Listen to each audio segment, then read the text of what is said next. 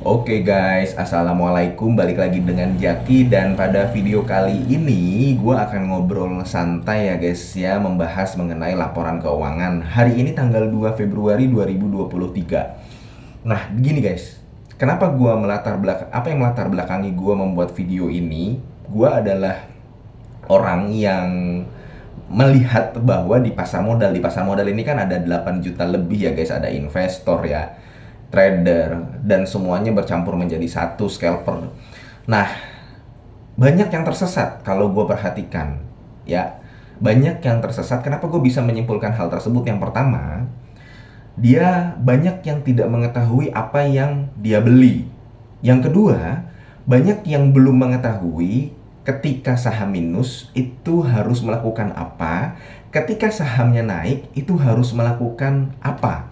Nah, teman-teman kita ini sebenarnya perlu dibina, perlu diberitahu. Nah, salah satu caranya ya gue melalui video ini ya guys ya. Jadi sebenarnya gue bukan bermaksud menggurui, cuman mau berbagi informasi aja.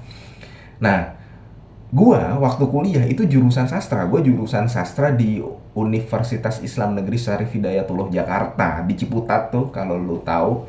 Mungkin ada yang dari situ juga ya, kita berarti satu alma mater. Waktu lagi sekolah, gue juga bukan jurusan IPA yang perlu ketangkasan ya. Orang IPA kan notabene ya, atau lebih dikenal sih ya, lebih dikenal itu orang yang pintar-pintar ya guys ya. Gue jurusan IPS. Memang di IPS itu ada dulu ekonomi ya, pelajaran ekonomi yang pembukuan dan berhubungan dengan angka. Tapi di SMA gue bukan orang yang pintar dan sering dapat nilai jeblok, sehingga untuk ekonomi itu sendiri waktu lagi sekolah itu gue kurang paham. Nah, baru beberapa tahun ini gue yang jurusan sastra ini jadi suka dengan angka. Kenapa? Karena gue terjun ke pasar modal. Dan di pasar modal gue bisa dapet duit. Sesimpel itu. Jadi orientasinya adalah money. Kenapa gue suka angka? Jadi orientasinya adalah money. Sekali lagi gue katakan. Nah, yang ingin gue sampaikan adalah membaca laporan keuangan itu tidak rumit, teman-teman. Gue pribadi sudah merasakannya, dan gue pribadi mempraktekannya, bahwa gue yang bukan jurusan angka-angka itu, bukan jurusan yang bersinggungan dengan angka-angka itu, ya sedikit banyak mencoba untuk menyempatkan waktu membaca laporan keuangan. Semua disiplin ilmu punya teori, punya landasan, punya buku, gampangnya begitu. Lu jurusan hukum, pasti ada buku yang menjadi dari dosen nih, dikasih tahu nih lu baca buku ini, begitu kan. Lu jurusan ekonomi, lu jurusan krimatologi, lu jurusan fisika, lu dikasih sama pembimbing lu, sama dosen lu, bahwa ada buku yang wajib lu baca. Sisanya ya terserah, lu bisa mencari referensi lain. Nah, di pasar modal, sebenarnya yang wajib kita baca adalah laporan keuangan. Yang paling wajib kita baca salah satunya adalah laporan keuangan. Setelah itu lu mau baca berita, lu mau mencari sumber referensi lain, nggak masalah. Begitu guys. Nah, di laporan keuangan sebenarnya apa aja sih yang perlu diperhatikan? Hal-hal dasar yang perlu diperhatikan, dan tentunya gue sudah melakukan hal tersebut pada video-video gue. Lu boleh cek guys ya. Jadi yang paling sering, dan bukan paling sering sih, 5 poin dasar yang wajib diperhatikan ketika lu membaca laporan keuangan. Yang pertama adalah ekuitas. Lu langsung aja masuk ke kolom ekuitas. Di bagian ekuitas, lu bandingkan dengan tahun sebelumnya, lu bandingkan dengan kuartal sebelumnya, lu bandingkan tuh dengan 3 tahun, 2 tahun sebelumnya, 4 tahun sebelumnya. Memang kalau 4 tahun sebelumnya kelamaan lah, tapi bisalah lu bandingkan dengan 1 tahun sebelumnya. Kalau sekarang tahun 2000, sebelumnya tahun 2022, lu bandingkan dengan 2021 atau tahun 2020. Selama perusahaan ekuitasnya bertumbuh, ya seharusnya itu baik-baik saja. Kenapa gue bilang demikian? Karena ada loh perusahaan besar yang ekuitasnya menurun. Ekuitas ini modal kan, simpelnya adalah modal. Ketika modalnya turun ya, atau tidak bertambah, maka kemampuan sebuah perusahaan untuk mendapatkan untung lebih besar akan menurun juga. Yang pertama adalah kolom ekuitas. Yang kedua, lu bisa lihat di liabilitasnya. Kenapa gue mengatakan liabilitas? Liabilitas ini untuk menentukan apakah sebuah perusahaan hutangnya berada di level yang berbahaya atau tidak. Karena ada loh guys, kalau lu cuman membaca aplikasi dari pihak ketiga seperti RTI, dia kan rasio hutangnya besar ya, DER-nya misalkan berapa. Tapi kalau misalkan lu melihat di breakdown liabilitasnya, sebenarnya utangnya itu bukan utang yang berbahaya. Dan utang yang berbahaya menurut gua adalah utang yang berbunga. Utang yang berbunga itu apa saja? A.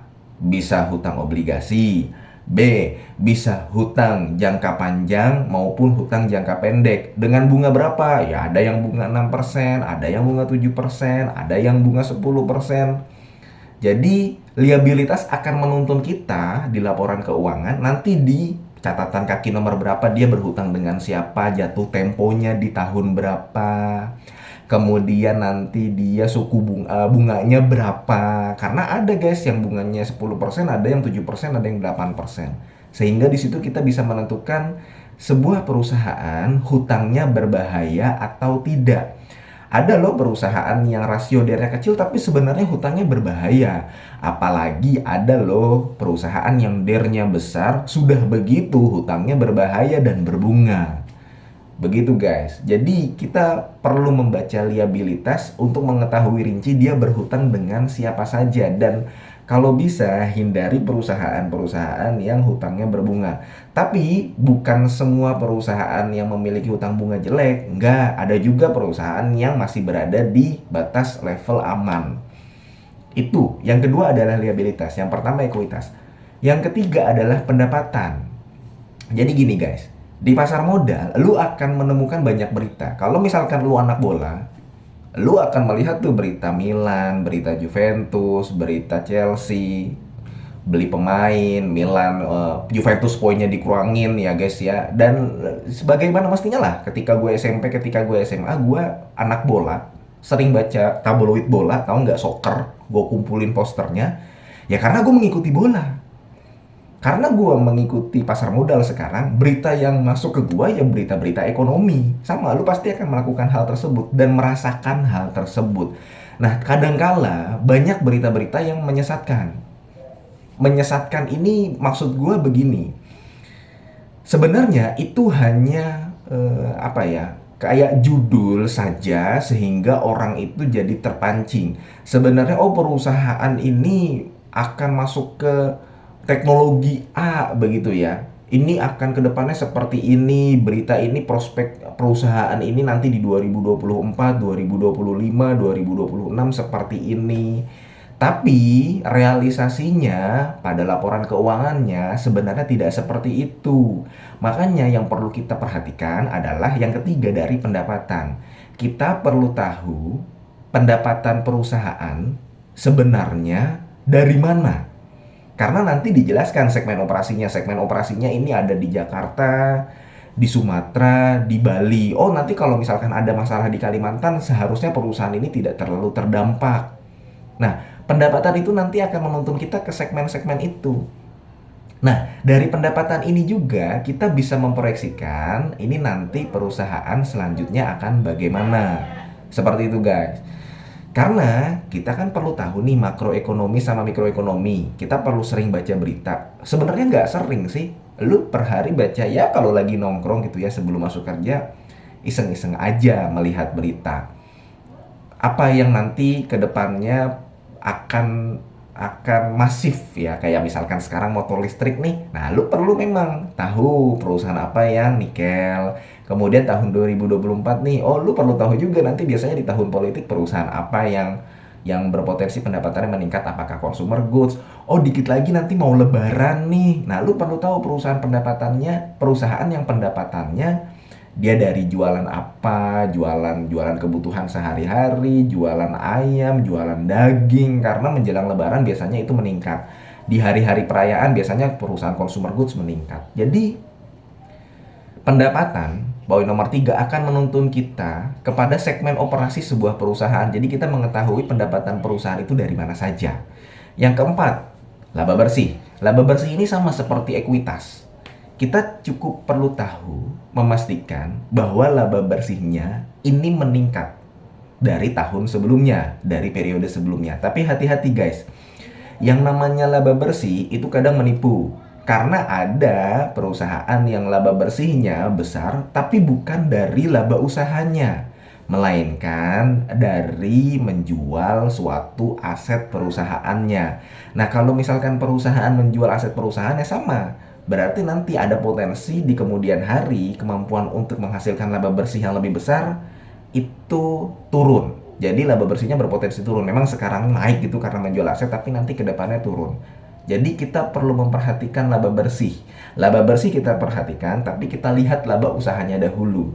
Selama laba usahanya besar, laba bersihnya besar, itu tidak terlalu masalah. Apalagi, bukan tidak terlalu masalah, tapi memang tidak masalah. Apalagi laba usaha dan laba bersihnya meningkat dibanding periode sebelumnya. Seperti itu. Yang terakhir adalah arus kas.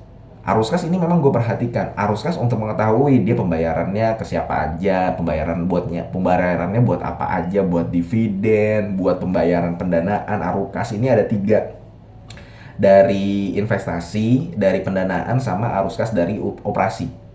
Arus kas operasi, arus kas investasi, arus kas dari pendanaan. Nah, kita mengetahui arus kasnya dia. Tapi sebenarnya poin yang kelima ini ya, kalau misalkan lu tidak terlalu memperhatikan secara rinci tidak masalah. Yang penting poin 1 sampai poin 4. Hanya saja setelah memperhatikan poin 1 sampai poin 4, lu juga tetap perlu melihat poin kelima. Artinya bukan mandatori banget lah sebenarnya, tapi gue tetap memasukkan ini kepada poin kelima.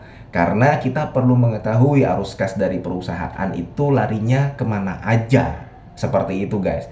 Baru setelah 5 dasar ini, ya kita ngelihat entitas anaknya. Yang ada loh perusahaan yang tadinya entitas anaknya berapa persen, 90% sekarang jadi 55%, ternyata dia menjual. Kemudian ada loh perusahaan yang tadinya 55% jadi 90%, berarti dia akuisisi lagi. Ada loh yang tadinya anaknya tidak ada, ternyata dia ada loh sekarang anaknya, berarti dia akuisisi juga. Kayak begitu. Kemudian ya biasanya gue membaca laporan tahunan. Laporan tahunan untuk memperkuat gue bisnisnya ini ngapain aja sih, apalagi yang nanti akan dia lakukan ke depan. Kemudian apalagi nanti dia membuat perjanjian dengan siapa-siapa saja. Nah itu juga gue memperhatikan. Tapi sebagai dasar yaitu 5 tadi. Ekuitasnya, liabilitasnya, pendapatannya, laba bersihnya, sama arus kas. Apakah saham hanya laporan keuangan? Tidak. Kita perlu tahu ownernya, kita perlu tahu berita-berita yang berseliweran, kita perlu tahu bagaimana respon market sama arah pasar ya. Kenapa sih pasar ini turun? Terus terang gue nggak terlalu memperhatikan net sell, net buy guys. Gue tidak terlalu memperhatikan hal tersebut. Mau asing keluar, mau asing masuk, gue tidak terlalu peduli. Broker summary juga gue tidak membaca. Tidak membaca sama sekali. Yang gue fokuskan ya kinerja perusahaannya aja. Karena dengan gue mengetahui kinerja perusahaannya, apa yang dilakukan oleh perusahaan, biasanya gue jadi lebih tenang. Tapi kalau tiap hari kita baca ini nanti ini jualan, ya namanya tiap hari ada yang jualan ada yang beli gitu, jadi pusing sendiri. Karena kadang ada hal yang tidak perlu kita tahu. Apakah hal tersebut adalah salah? Mengetahui hal tersebut adalah salah? Ya enggak juga. Enggak juga. Karena kalau misalkan semakin kuat referensi kita, semakin bagus. Gue tidak mengatakan yang memperhatikan net sell, net buy, broker summary itu salah, enggak, malah lebih bagus. Tapi gue supaya tidak terlalu pusing, karena gue mengetahui kapasitas gue ya guys ya, nggak pinter-pinter amat. Jadi gue tidak terlalu memperhatikan hal tersebut.